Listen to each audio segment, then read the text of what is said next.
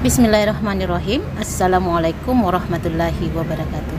Hai kakak-kakak soleh dan soleha, we meet again with Tasa Winda in Mapel IPS dengan subtema interaksi antar negara-negara ASEAN. Baik kakak, mari kita menyimak pembahasannya. Ya, materi kita pada video kali ini adalah interaksi negara-negara ASEAN. Ayo, sahabat belajar bersama. Masih ingat nggak Indonesia itu ada di benua apa? Yes, kamu benar. Di benua Asia, tepatnya di Asia Tenggara. Masih ingat juga dong, negara-negara yang berada di kawasan Asia Tenggara tergabung dalam organisasi apa? Ya, kamu benar lagi, yaitu ASEAN. Lalu, negara-negara ASEAN ini melakukan interaksi atau tidak? Seperti apa interaksi yang dilakukan oleh negara-negara yang berada di kawasan ASEAN? Sebelumnya, kita pelajari apa itu pengertian kerjasama. Tentunya, sahabat semua pasti tahu ya, apa itu yang dimaksud dengan kerjasama.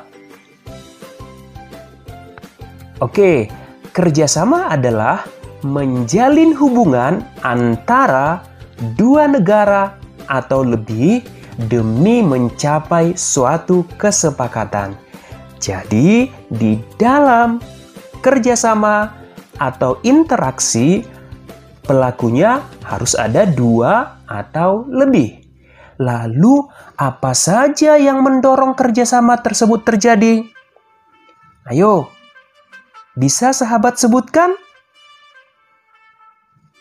Nah, interaksi ini terjadi karena setiap negara tentu memiliki keunggulan dan kekurangan masing-masing, yang tentunya satu dengan yang lain berbeda keunggulan dan kekurangannya. Inilah faktor yang pertama, yaitu kesamaan dan perbedaan sumber daya alam. Tentunya kalian tahu ya, apa saja sumber daya alam yang dimiliki oleh bangsa Indonesia? Ayo, siapa yang bisa menyebutkan? Ya, salah satunya adalah batu bara.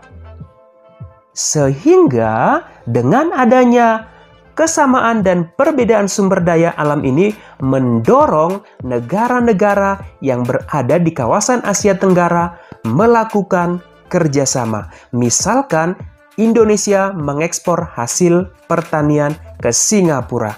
Lalu, faktor pendorong interaksi yang kedua adalah adanya kesamaan dan perbedaan kondisi geografis. Karena kesamaan letak geografis, beberapa negara di suatu kawasan pada umumnya mengadakan kerjasama untuk menjaga stabilitas dan keamanan negara. Contoh, negara-negara yang terletak di wilayah Asia Tenggara membentuk kerjasama melalui organisasi ASEAN. Inilah faktor pendorong yang kedua, yaitu kesamaan dan perbedaan kondisi geografis. Selain pendorong, tentunya ada faktor penghambatnya. Apa saja ya faktor yang menghambat terjadinya interaksi antar negara-negara di kawasan ASEAN? Ayo, sebelum dijelaskan, ada yang bisa menyebutkan? Ya, yang pertama di sini adalah perbedaan ideologi. Tentunya sahabat semua tahu ya, apa ideologi negara kita? Ya, kamu benar lagi nih, yaitu Pancasila. Faktanya, saat ini hampir tidak ada negara ASEAN yang menutup diri dari kerjasama antar negara ASEAN. Jadi, jarang ditemukan kerjasama tidak terjadi karena perbedaan ideologi. Karena kerjasama itu menguntungkan ya. Lalu faktor penghambat yang berikutnya apalagi? Ya, yang kedua adalah konflik dan peperangan.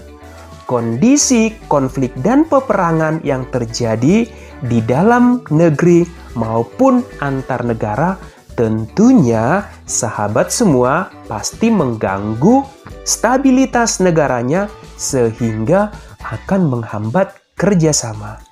Mudah-mudahan di negara-negara ASEAN jangan terjadi perang ya, karena perang itu banyak merugikan negara. Lalu faktor yang berikutnya apa?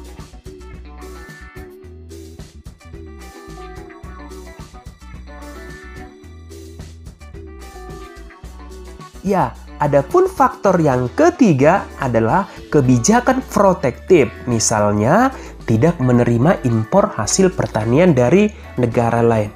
Suatu negara yang menerapkan kebijakan yang bertujuan melindungi kepentingan dalam negeri dan meningkatkan daya saing. Misalnya, tidak menerima impor hasil pertanian karena dapat mempengaruhi kondisi pendapatan hasil pertanian di dalam negeri. Dampak kebijakan ini juga mempengaruhi hubungan antar negara sehingga menghambat terjadinya kerjasama di antara negara-negara. Kemudian faktor yang selanjutnya adalah perbedaan kepentingan tiap-tiap negara. Kerjasama dibutuhkan bagi perkembangan dan masa depan negara di dunia. Akan tetapi, dalam kerjasama antar negara, tiap-tiap negara memiliki kepentingan yang berbeda-beda.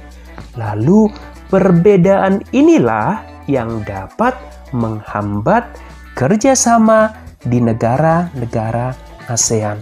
Ternyata, interaksi antar ruang yang terjadi antara negara-negara ASEAN sangat dibutuhkan ya, dan penting adanya. Walaupun demikian, kita tidak boleh terlalu tergantung dalam bantuan dari negara lain ya. Ayo kamu sahabat semua, sebagai generasi penerus bangsa, kita harus rajin belajar supaya negara kita mampu memenuhi kebutuhannya sendiri. Well class, demikian pembahasan mengenai interaksi antar negara-negara ASEAN. Next week in Zoom kita akan kembali mereview pembahasan mengenai letak geografis negara-negara ASEAN dan pembahasan kita pada video ini yang mengenai interaksi antar negara-negara ASEAN. Well, don't forget to do the tasks. Tugasnya bisa kalian lihat pada room quiz 2 3.1 interaksi antar negara-negara ASEAN. Oke Kak, sampai jumpa lagi pada pembahasan berikutnya. Assalamualaikum warahmatullahi wabarakatuh.